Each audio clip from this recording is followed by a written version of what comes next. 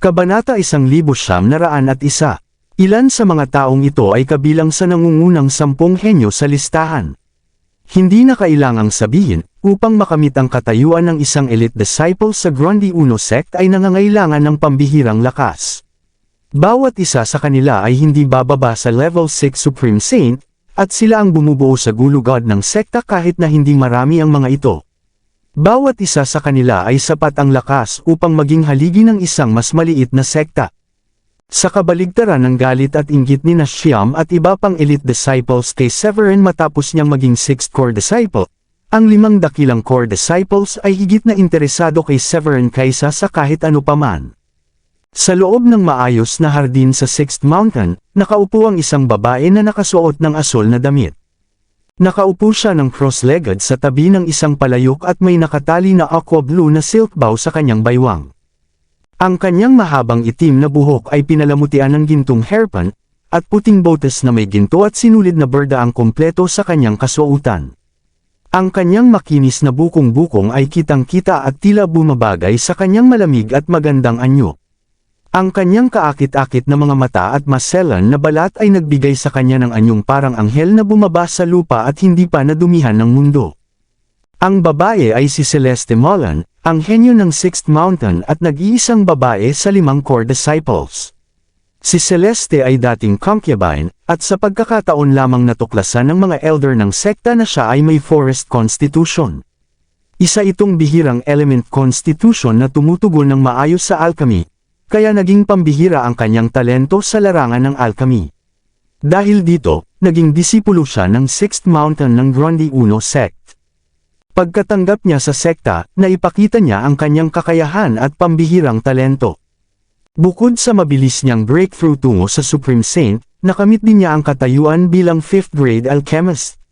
Dahil sa kombinasyon ng mga talentong ito, tila nakatakda na ang kanyang pag-angat upang maging core disciple, at ipinagkaloob sa kanya ang status na ito 1 taon na ang nakalilipas.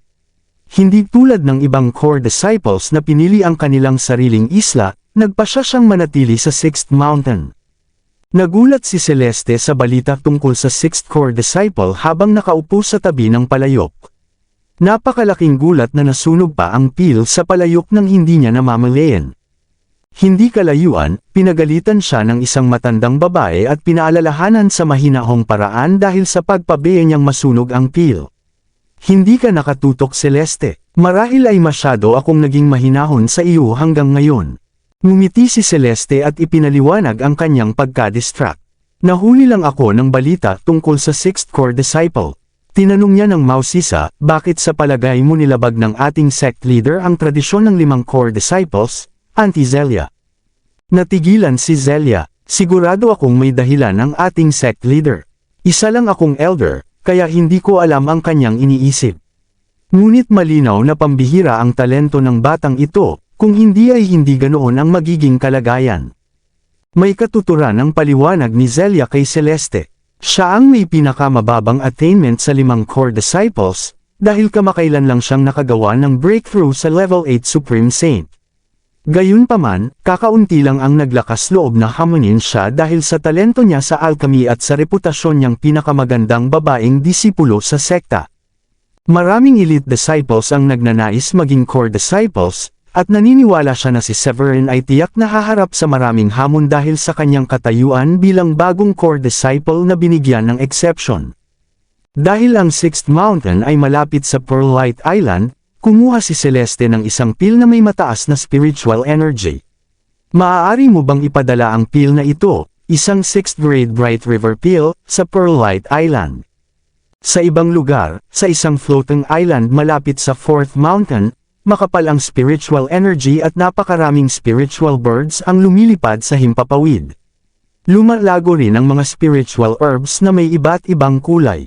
Sa gitna ng isla ay isang batang lalaki na nakasuot ng purple na damit na bahagyang nagbukas ng kanyang mga mata. Ang batang lalaki ay nasa 20 taong gulang, at naglalabas siya ng aura na kasing dakila at kasing lawak ng sumisikat na araw. Isang simpleng wave lang ng kanyang kamay, at nagdudulot ng alon sa paligid, bunga ng spiritual energy na taglay ng isang level 8 Supreme Saint tulad niya. Ang kanyang gintong mga mata ay napakaakit-akit, na halos parang kayang dalhin ng isang tao sa isang mahiwagang mundo kung titignan ng matagal. Si Raymond Trujillo ang kanyang pangalan, at siya ay ika-4 sa 5 core disciples. Kilala siya sa pagkakaroon ng element constitution na tinatawag na battle constitution. Taglay din niya ang tinaguriang Vault Breaker Eye. Noon, natalo niya ang isang level 9 Supreme Saint kahit na siya ay isang level lamang ang mas mababa. Lalo pang naging mausisa si Raymond sa balita tungkol sa karagdagang core disciple. Ang tanging mga individual na itinuturing na kapantay ng core disciples ay ang iba pang core disciples.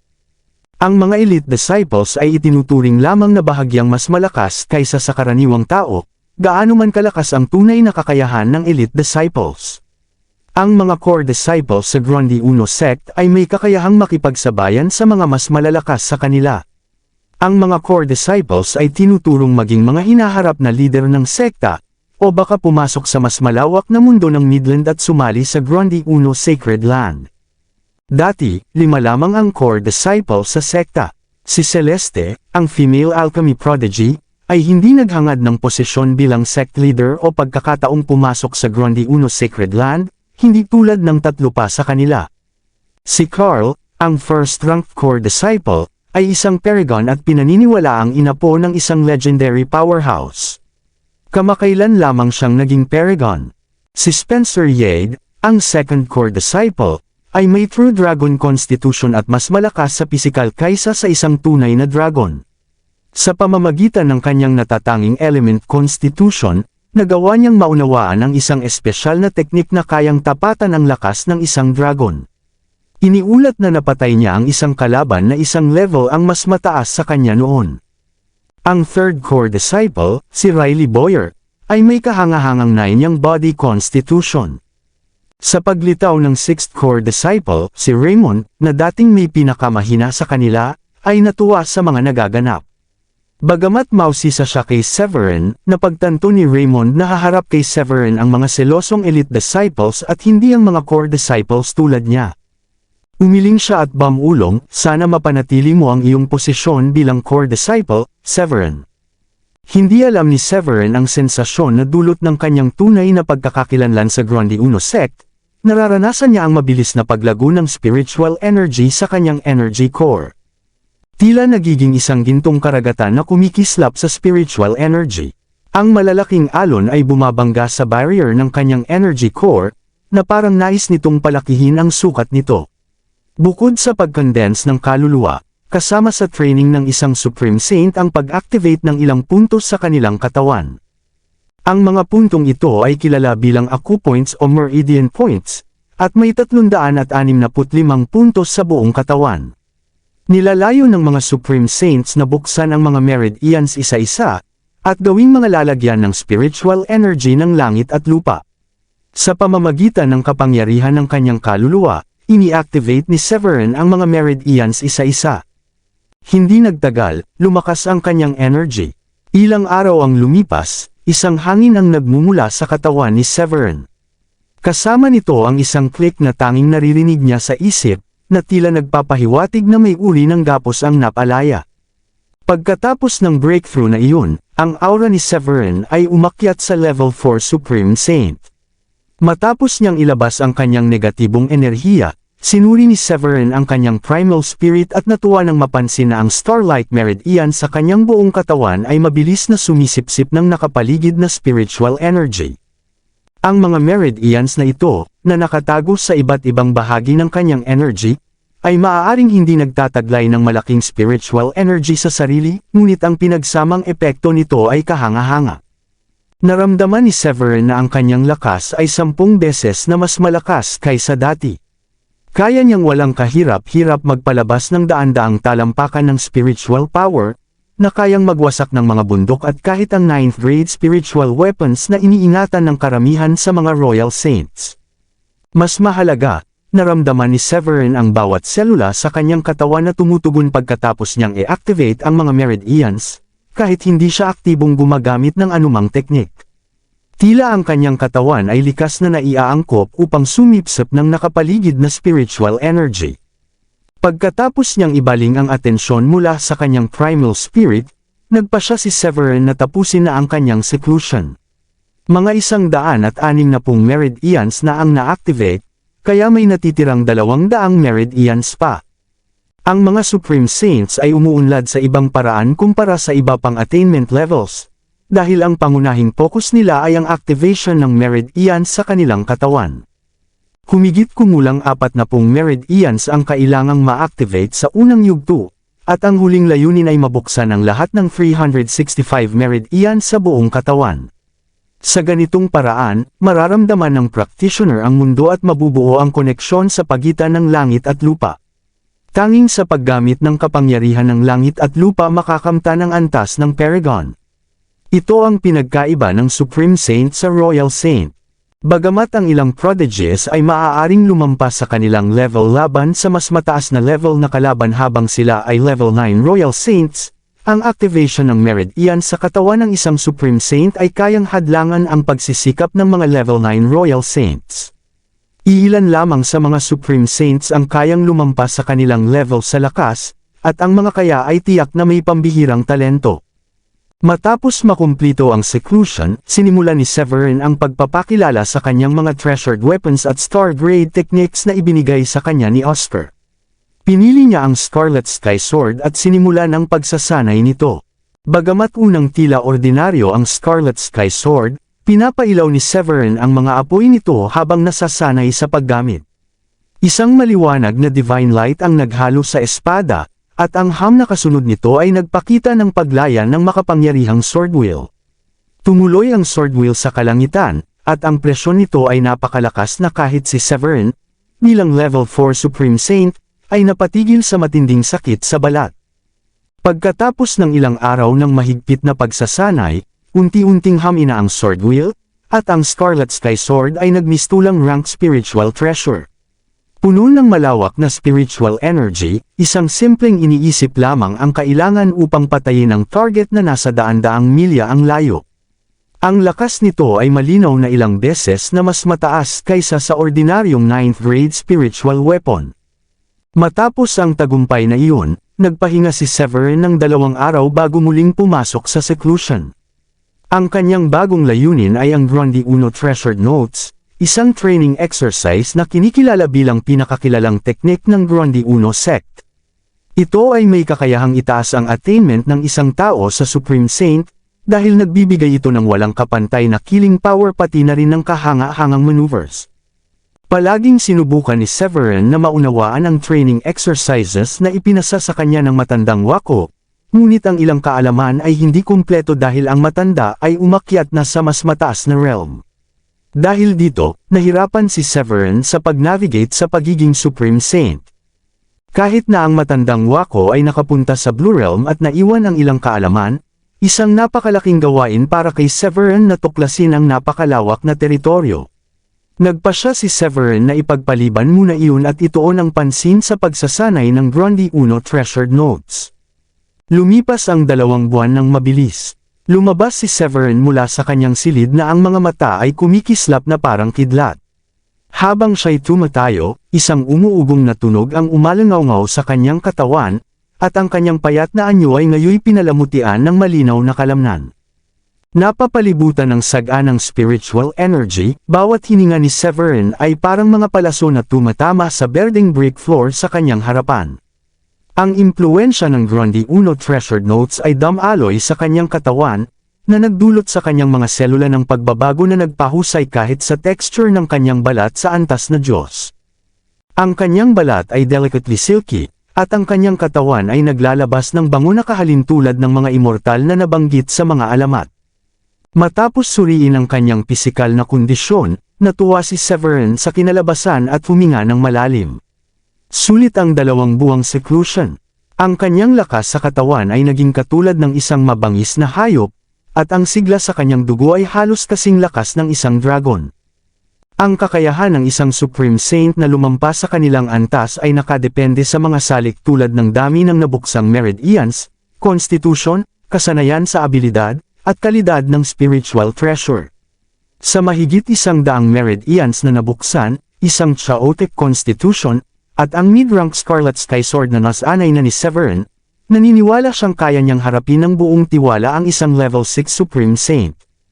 Pagkalabas mula sa kanyang seclusion, tumayo si Severin at nagdeklara, "Natapos ko na ang higit 2 buwang pagsasanay, oras na para lumabas sa seclusion." Habang siya ay nag-stretch, ang kanyang mga buto ay naglabas ng umuugong na tunog.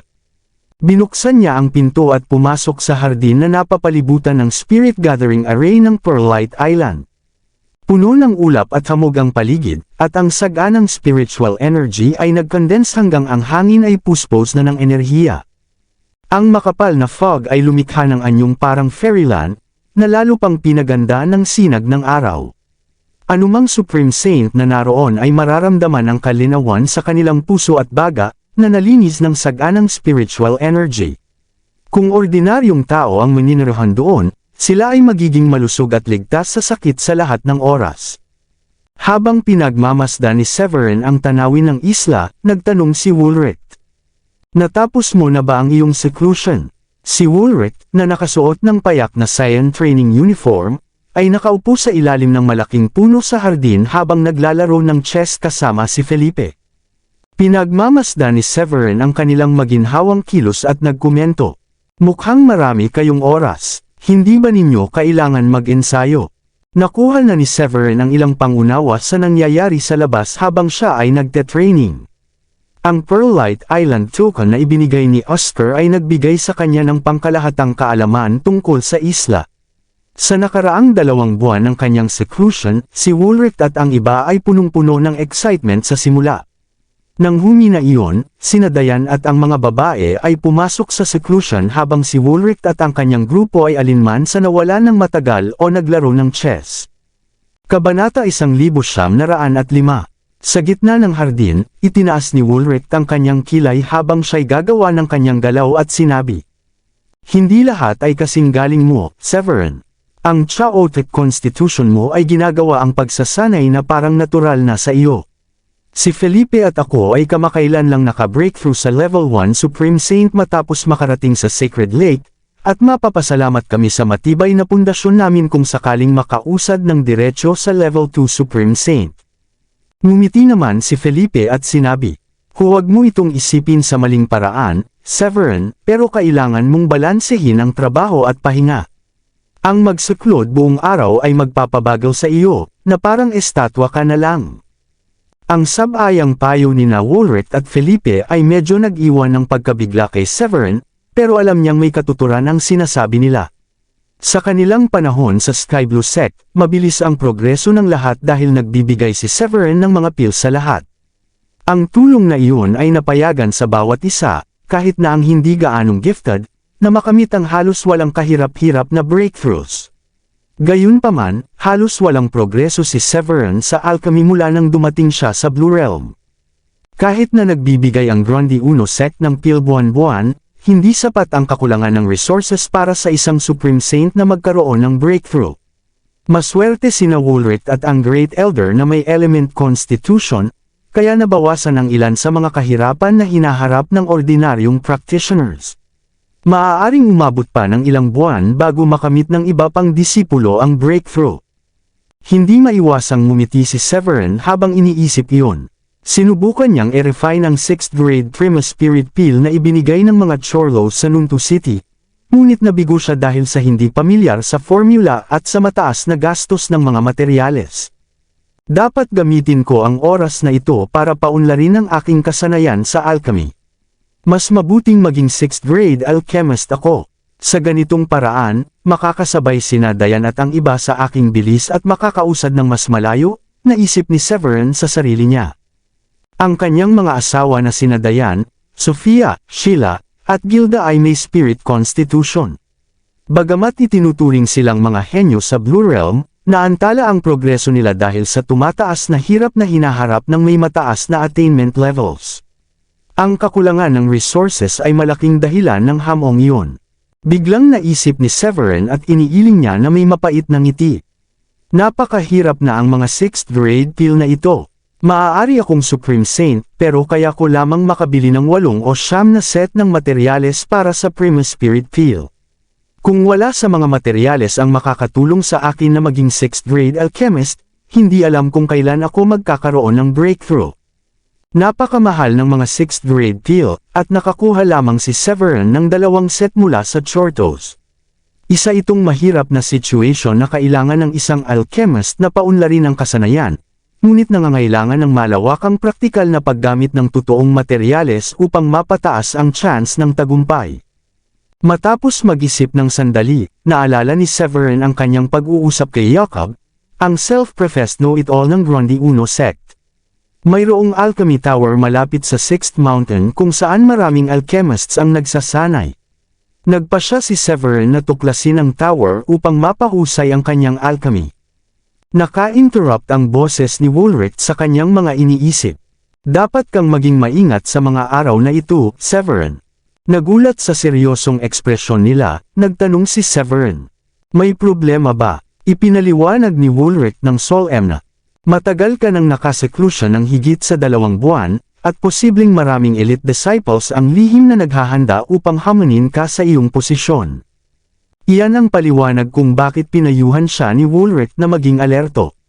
Pinapayagan ng Grundy Uno sect ang elite disciples na hamunin ang core disciples, at ang mananalo ang magiging bagong core disciple. Maaaring mukhang malupit ang paraan, ngunit pinapalaganap nito ang malusog na kompetisyon na nagsisiguro na ang pinakamatapang na kandidato ang magiging karapat-dapat na pumalit bilang sect head. Bilang ika-6 na core disciple, walang duda na nagdulot si Severin ng gulo, at maraming elite disciples ang naiinggit sa kanyang posisyon. Kumalat ng mabilis ang balita tungkol sa pagdating ni Severin sa sekta sa loob ng 2 buwang seclusion niya. May ilan na nagsabing ang kanyang mga panalo laban kina Thorold at Jangar ay puro swerte lamang, at nagduda sila sa kanyang lakas.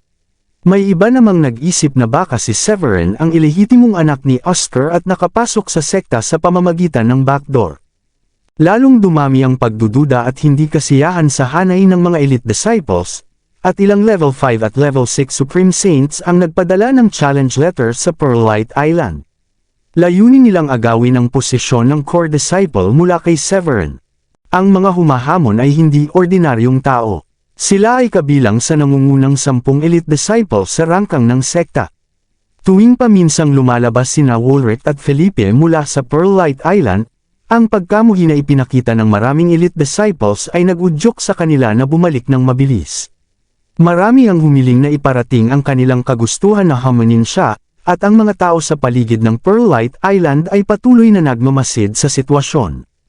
Nang malaman ni Severin ang nangyari, siya ay nagkutob ng matindi. Malaya silang hamunin ako kung gusto nila.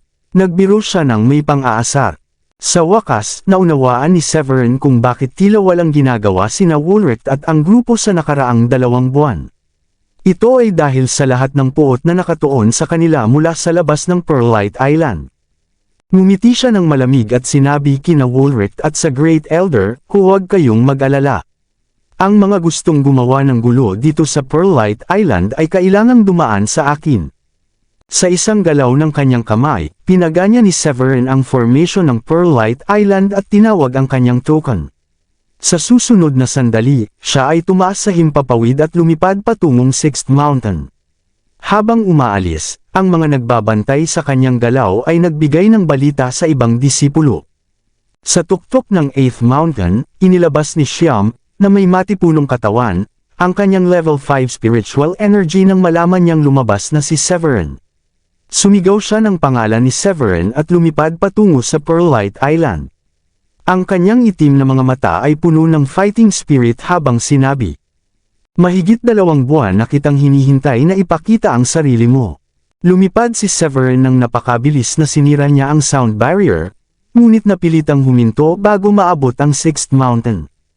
"Sino iyon?" Sigaw niya nang madama ang matinding pagtutok ng galit sa kanya. Isang rainbow-colored na liwanag ang bumaba agad nang sumigaw siya, tanda ng pagdating ni Shyam. Ang gwapong mukha ni Severin at level 4 Supreme Saint na spiritual energy ay nagtulak kay Shyam na tanungin ng malamig. "Severin." Lumamig ang mukha ni Severin nang makita ang galit ni Shyam. Tumahimik siya at nagtanong, "Sino ka?" Kalmado namang sumagot si Shyam, "Ako si Shyam Saday, at narito ako upang hamunin ka sa iyong posisyon." Ngumisi si Severin nang marinig iyon. Pamilyar siya sa reputasyon ni Xiam at alam niyang ito ay nangunguna sa 10 henyo sa Grande Uno sect. Naabot ni Xiam ang kahanga-hangang level 5 Supreme Saint. Ang mga rangkang ay ginawa upang hikayatin ng mga disipulo na ibigay ang lahat ng kanilang kakayahan sa training. Sinumang makapasok sa listahan ay iginagalang ng lubos at pangalawa lamang sa 5 core disciples. Ang pagkakasama ni Xiam sa top 10 ay nagpapakita ng kanyang malaking lakas, at paulit-ulit siyang nagpadala ng challenge letters kay Severin sa pamamagitan nina Woolrich at Felipe. Ngunit hindi pinansin ang mga hamon dahil si Severin ay nasa seclusion pa, at halos hindi inaasahan ni Severin na haharapin niya agad ang sitwasyong iyon paglabas niya sa Pearlite Island. Matindi ang titig ni Xiam kay Severin habang inilalabas ang spiritual energy ng level 5 Supreme Saint. Ang kanyang nakaka-impress na presensya ay nagdulot ng pagbabago sa hangin sa paligid, na bumuo ng maliit na bagyong buhangin na tila binubuo ng maliliit at matutulis na talam. Hinarap ni Xiam si Severin. Gaano kakalakas na kinailangan ng sect leader na gumawa ng exception para sa iyo bilang 6th core disciple? Matapang ka ba upang tanggapin ang aking hamon? Ngumiti si Severin sa ilalim ng presyon ng aura ni Xiam. Sa isang galaw ng kanyang kamay, ang nakakatakot na hangin ay naging mga ilaw lamang. Naiinip si Severin sa mahabang tono ni Xiam at sinabi, "Ipadadala kita sa iyong tagalikha." Hindi tinanggihan ni Severin ang hamon, sapagkat marami na ang humahamon sa kanya sa nakaraang 2 buwan. Ang tugon ni Severin ay nag-iwan ng mapait na lasa sa bibig ni Xiam. Ang kanyang mga mata ay puno ng layuning pumatay at sinabi, "Matalim ang iyong dila. Tingnan natin kung tugma ang lakas mo sa iyong kay-abangan." Agad siyang lumipad sa isang daloy ng liwanag patungo sa challenge arena ng sekta. Sumunod si Severin, itinuturing ang pagkakataong iyon bilang paraan upang ipakita ang kanyang sarili at magbigay babala sa lahat ng nais gumawa ng gulo sa kanyang grupo sa Pearlite Island. Samantala, tuwang-tuwa si Xiam na magkaroon ng pagkakataong palitan si Severin bilang core disciple kung mapapaloob niya ito sa hamon.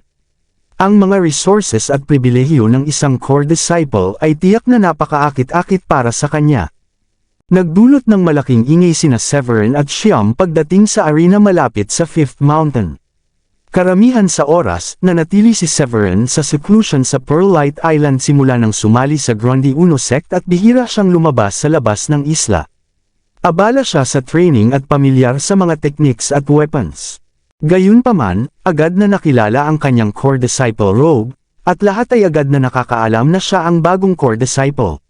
Bukod dito, kilala rin si Xiam bilang 10th ranked elite disciple, kaya ang atensyon ay natural na nakatuon sa kanilang dalawa. Tingnan mo, suot niya ang core disciple's robe. Hindi ko siya nakilala dati, kaya siguro siya ang 6th core disciple. At naroon si Xiam kasama niya. Siya ay nasa ranggo 10 sa Prodigy's rankang. Marahil makakasaksi tayo ng isang kawili-wiling labanan. Bakit pa magtatagpo ang bagong core disciple kasama si Xiam kung hindi sila maglalaban? Narinig ko na si Severin ay nanatili sa seclusion sa Pearlite Island mula nang dumating siya. Marami sa ating elite disciples ang gustong hamunin siya, at tila si Xiam ang unang nakakuha ng pagkakataon.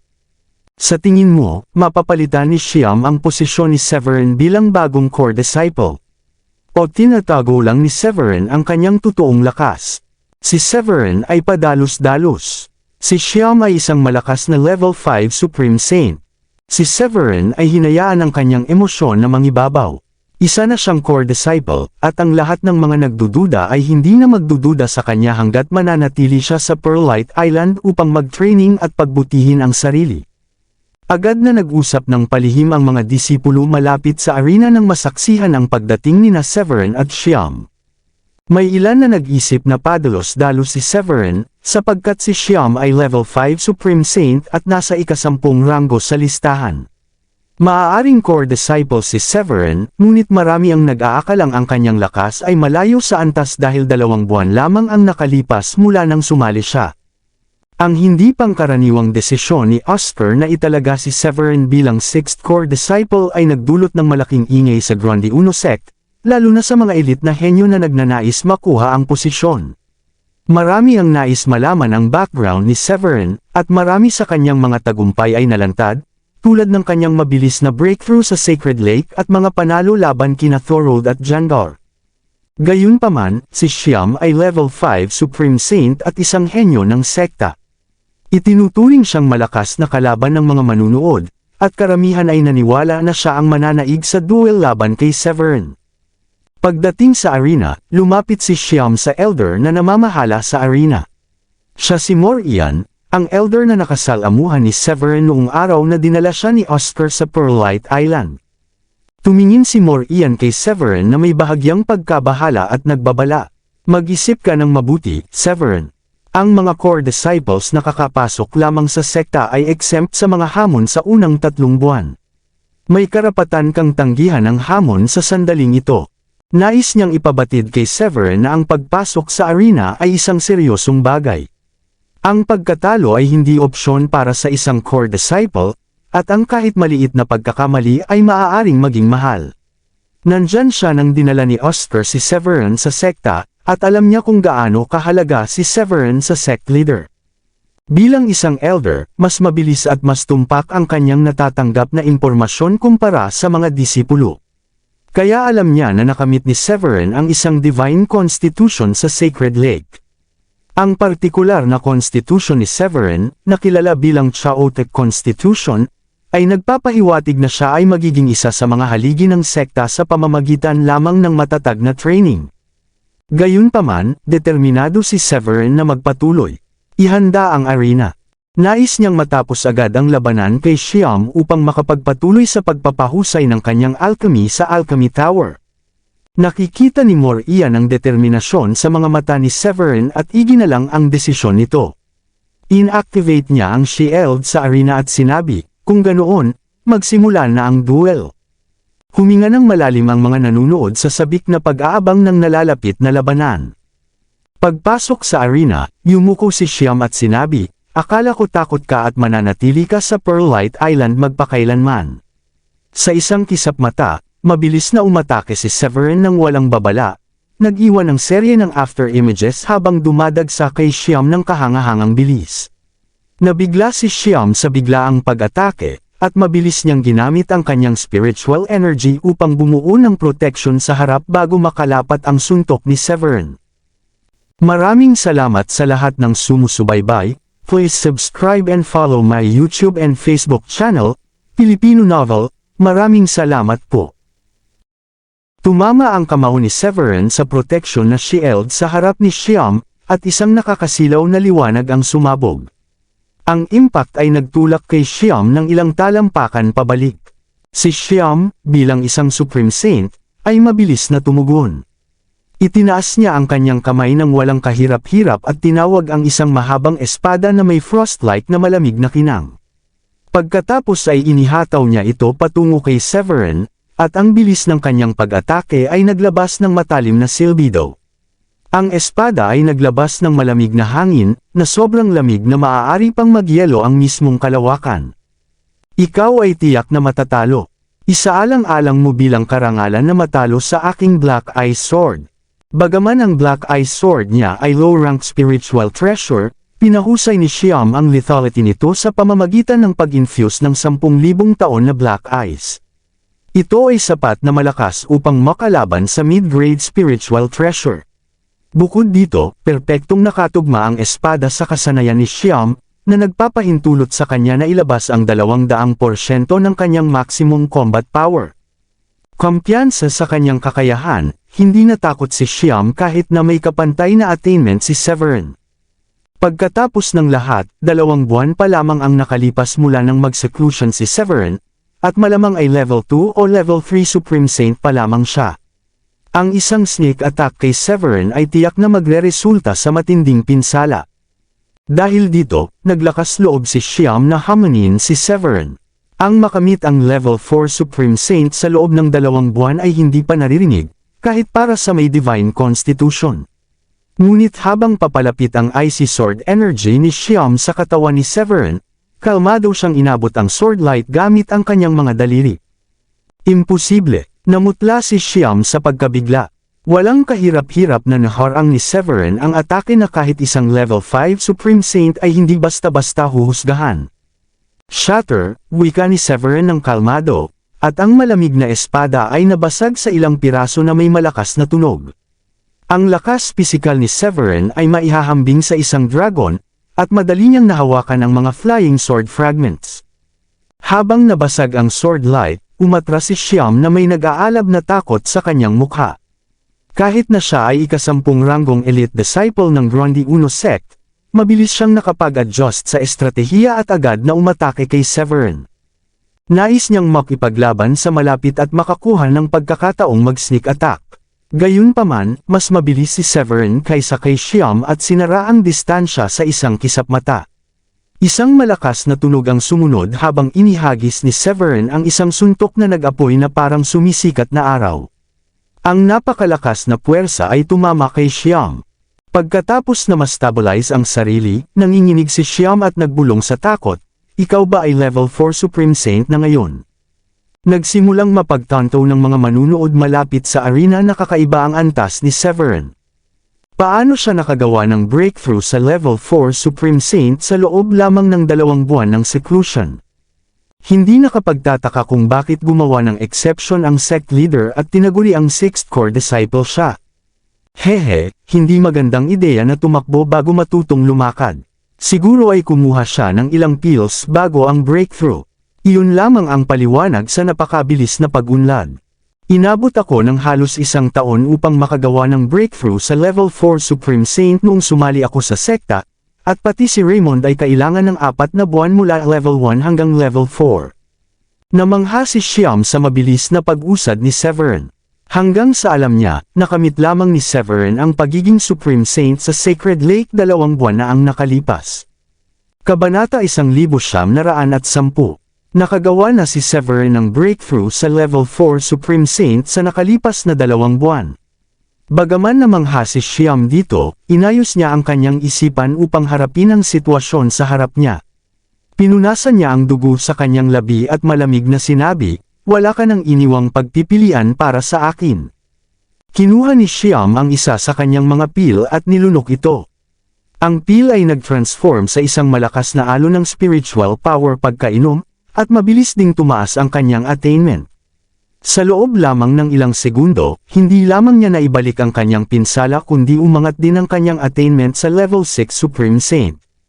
Ang biglaang pag-usad ay nagdulot ng excitement sa mga manunood malapit sa arena. Agad na nakilala ng mga mapanuring disipulo ang pil na ginamit niya. Hindi ba iyon ang savagery pil? Sinusubukan ni Xiam na lokohin si Severin. Hindi ko inakalang gagamit siya ng isa sa pinakamahalagang 6th grade medium rank pills. Ang pil na ito ay mabilis magpagaling ng sugat at kayang pataasin ang attainment ng isang level. Tumingin si Xiam kay Severin. Bagaman ang kasalukuyang level 6 Supreme Saint attainment niya ay artificial na pinalakas ng savagery pil at limitado lamang ang tagal ng augmented state, tiwala pa rin siya dahil sa malaking agwat sa bawat stage ng level ng isang Supreme Saint. Matapos masukat ang attainment level ni Severin sa kanilang nakaraang laban, napagpasyahan niya na imposible para kay Severin na manalo laban sa isang level 6 Supreme Saint kahit nakamangha-mangha ang pag-usad mula level 1 hanggang level 4 sa nakalipas na 2 buwan. Pinunasan ni Xiam ang dugo sa kanyang bibig at ngumiti ng nakakaloko. Ang pagiging level 4 Supreme Saint mo ay hindi nangangahulugang malakas ka. Isa kang mahina sa harap ko. Ang marahas na aura niya ay nagbaha sa mga manunood hanggang marami ang humihinga ng malalim. Karamihan ay umiling sa pagkadismaya na parang nakikita na nila ang pagkatalo ni Severin. Tapos na si Severin. Maaaring hindi niya malampasan ang laban kay Xiam. Akala ko magkakaroon siya ng ipapakita matapos makumbinsi ang sect leader na gumawa ng exception at italaga siya bilang 6th core disciple. Sayang, wala siyang ipinapakitang kakayahan. Sa harap ng napakalakas na lakas ni Xiam, tumayo si Severin ng matatag at matibay tulad ng bundok. Ngumiti siya ng kalmado at sinabi, "Nais kong subukan ang lakas ng isang level 6 Supreme Saint." Sa susunod na sandali, isang pagyanig ang tumugma sa kalawakan, kasabay ng malakas na alingaw-ngaw. Pinakawalan ni Severin ang kanyang spiritual energy, na tila humihigit pa kay Xiam. Malaki ang pagtaas ng kanyang lakas matapos ang breakthrough sa level 4 Supreme Saint, hindi pa kasama ang masigasig niyang pag-aaral sa Grundy Uno Sect Star Grade Techniques at Grundy Uno Treasured Notes. Kahit na 2 level lamang ang agwat kay Xiam, tiwala siyang kayang labanan ng walang kahirap-hirap si Xiam, lalo na't mayroon siyang 2 spiritual treasure sa kanyang pagkontrol. Ang matinding pag-apo ng spiritual energy ay naramdaman kahit ng ilang elders na nasa seclusion sa malapit. Marami ang naakit sa nangyayari sa arena. Lumamlam ang ekspresyon ni Xiam nang madama ang lumalakas na kapangyarihan ni Severin. Nakaramdam siya ng kirot sa anit, at agad niyang pinag-isipan ang pag-atres. Ang pag-aatubili ni Xiam ay nag-udyok kay Severin na igalaw ang ulo ng may pang-aalipusta, mahina ka, sa lakas at sa puso. Pagkatapos, umatake si Severin. Tinawag niya ang kanyang Scarlet Sky Sword at pinagsama ang swing pababa, na naglabas ng makinang na sword light na pumuno sa kalangitan tulad ng araw ng hapon.